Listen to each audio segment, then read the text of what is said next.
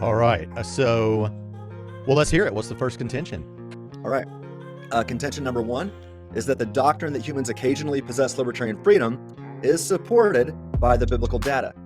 So let's start with the one that I brought up earlier, 1 Corinthians 10, 13, and actually on through 15. But let's just, let me read that passage here. It says, "No temptation has overtaken you that is not common to man. God is faithful, and he will not let you be tempted beyond your ability. But with the temptation, he will also provide the way of escape, that you may be able to endure it. Therefore, my beloved, flee from idolatry. I speak as to sensible people. Judge for yourselves what I say." So, the context of this passage has everything to do with the definition of libertarian freedom. And to demonstrate why one is rational to infer libertarian freedom from this passage, and since God commands us to reason together in Isaiah 1:18, let's consider another syllogism. I love syllogisms. So it goes like this. Premise one: if Christians possess the opportunity to exercise an ability to choose among a range of options, each compatible with their regenerated nature at a given moment, then Christians possess libertarian freedom, right? By definition. Two, at the moment of temptation, Christians possess the opportunity to exercise an ability to choose between giving in to temptation or taking the way of escape God promises to provide. You got two options there. Three, therefore, Christians possess libertarian freedom. So Paul is addressing Christians in this passage. So this matter is clearly not about soteriological matters, right? It's not a salvation issue here. Right? A lot of people jump to, but salvation, right? We're not talking about salvation here. We're talking about people who are already saved, right? So, and on top of that, Paul follows this all-important verse with another comment heavily implying libertarian freedom. So let's go to 1 Corinthians 10:15.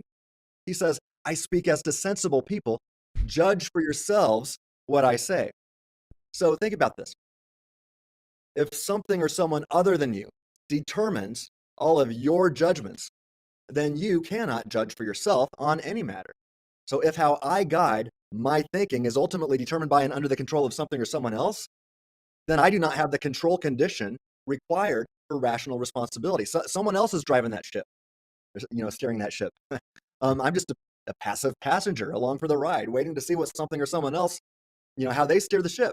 So to support my claim regarding 1 Corinthians 10:15, consider the fact that if God determines you to affirm a false belief about X in the actual world, then you do not possess the opportunity to exercise an ability to infer a better or true belief about X in the actual world. It would be impossible, right? If an omnipotent God causally determines you to affirm a false belief, then it's impossible for you in that situation to infer a better belief, let alone the truth, right? And the ability to infer better and true beliefs seems to be a kind of rationality worth wanting. In fact, most humans think they have it, right? But we don't have it if God always determines our false beliefs, and we're stuck with them. So imagine the pastor who reads Scripture faithfully for decades to try to figure out, pick any theological view. Let's talk about eschatology, and he comes to the position that the premillennial view is true. But the reason he came to that position after studying Scripture is because God causally determined him to think the pre-mill view is true. And the truth of the matter is the post-mill view is true. I'm not endorsing that view. I'm just saying for the sake of conversation here, let's suppose this to be the case. So let's suppose that the post-millennial view is actually true. But God causally determines a pastor who studied Scripture for decades to conclude that the pre-mill view is true. So this pastor, this Christian who loves God, had no ability, no power to infer the truth or even a better view here because he was determined by God to affirm a false theological belief. So I think there's so many problems here. And we can start to expose a problem here with the following argument. Let me give you another one.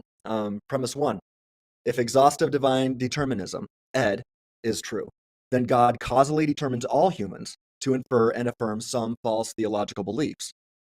And think about that. Since no one is infallible, there's no Christian, there's no mature theologian on the planet who has perfect theology. So what does this mean? If God determines everything, that means that God is determining even mature Christian theologians to affirm false beliefs about God and ultimate reality. All right, premise two. if God, who turns out to be a deity of deception on this view, think about it. If God causally determines every single human, including mature theologians, to affirm false theological beliefs, I can't think of a better term than deity of deception. We're really left with something that's not much different than a Cartesian demon. Gosh, I'm not trying to be disrespectful here. I'm just saying this is one reason why we should reject this view of God. Some people are like, Tim, you're borderline blasphemy here. And I'm like, no, I'm not. I'm showing why that view of God ought to be rejected, right? So because I love God, I want to show what's wrong with appealing or with advancing this view of determinism. Well, and there's a couple of things here, Tim, that I'd like to talk about to give them a little bit of a pushback. Maybe I won't express what any particular Calvinist would say on this, but so a couple of, if it's okay that I'll push back with, is to say, okay, look, there is this understanding with some philosophically minded Calvinists, although not all hold to this for sure, that so if you look at a text like this one that we're looking at, 1 Corinthians 10, 13 through 15, no temptation has overtaken you that is not common to man. God is faithful, and he will not let you be tempted beyond your ability, but with the temptation, he will also provide a way of escape that you may be able to endure it. So probably where I'm going with this, but some would say, well, look, you can have the conditional ability and not, you have the conditional ability and the categorical ability. So perhaps all this text means is that if you had wanted to take the way of escape, there was one present. Now, if God didn't give you a way of escape, then there wouldn't have even been one present. But whether God determined you that you would take that way of escape or not is a second question. That has to do with whether you're able to do it in a different sense. Now, what would you say to something like that? It doesn't work for several reasons. First of all, to say, well, you could have done otherwise if you had wanted to. Okay, remember I said people smuggle in libertarian freedom, and whether intentionally or unintentionally, hoping that nobody realizes what's going on. And this is why I bring in the E of ed. And these same folks get so mad when I refer to this as ed, and I keep bringing up the word exhaustive. Like, you don't even need to do that. That's redundant. And I'm like, well, then stop making those mistakes. Otherwise, I don't have to do that. I wouldn't have to do it then. But since you continue to smuggle in libertarian freedom, or you don't go all the way back and you're not thinking about the word exhaustive, even though you say the word determinism implies it, let's think about this. To say, well, you could have done otherwise if you had wanted to, raises the next question. Why didn't I want to? Well, if exhaustive divine determinism is true, it's because God determines my wants and my desires, as well as my thoughts and my beliefs. God determines the entire show. So if we're talking about exhaustive divine determinism, that move doesn't work. Now, this conditional ability, I just think is silly, because basically what it means is you could have done otherwise if God would have determined you to do otherwise. Big deal. What does that do to advance the conversation or get us anywhere? Nothing. You could have thought otherwise if God would have determined you to think otherwise. Okay, big deal. Okay, big deal. Big deal.